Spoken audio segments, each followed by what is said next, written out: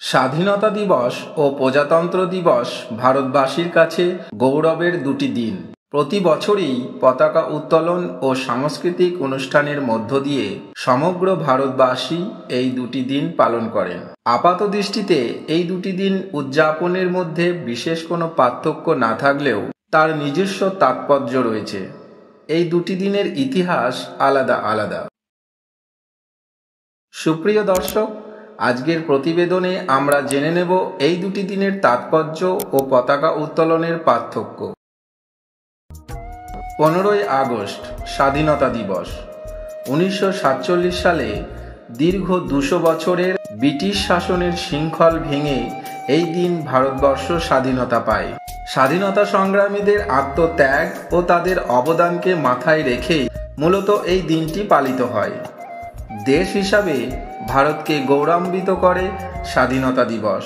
অপরদিকে স্বাধীনতার পর প্রায় 3 বছর কেটে গেলেও প্রজাতন্ত্র হিসাবে বিশ্বের দরবারে প্রতিষ্ঠিত হতে পারেনি ভারত।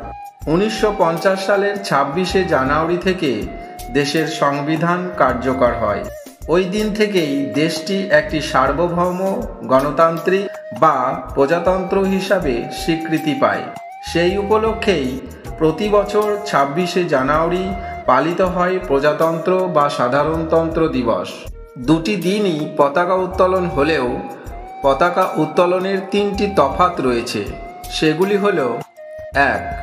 স্বাধীনতা দিবসে দণ্ডের নিচে পতাকা বাঁধা থাকে, সেটি টেনে দণ্ডের একেবারে উপরে তোলা হয়, যাকে বলে উত্তোলন, ইংরেজিতে ফ্ল্যাগ হোস্টিং।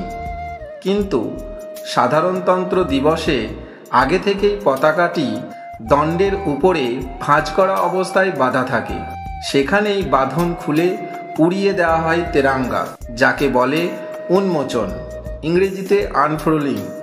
2. স্বাধীনতা দিবসে পতাকা উত্তোলন করেন দেশের প্রধানমন্ত্রী, কিন্তু সাধারণতন্ত্র দিবসে পতাকা উন্মোচন করেন দেশের রাষ্ট্রপতি। 3.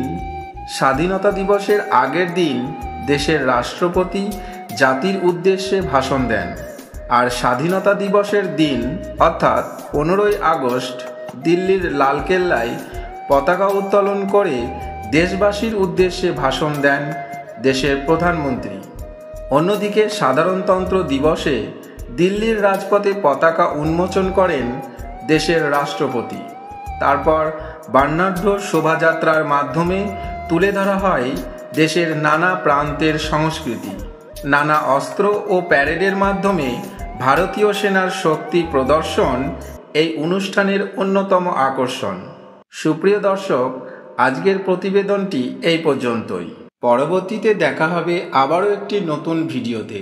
ততক্ষণে ভালো থেকো, সুস্থ থেকো। জয় হিন্দ, বন্দে মাতরম।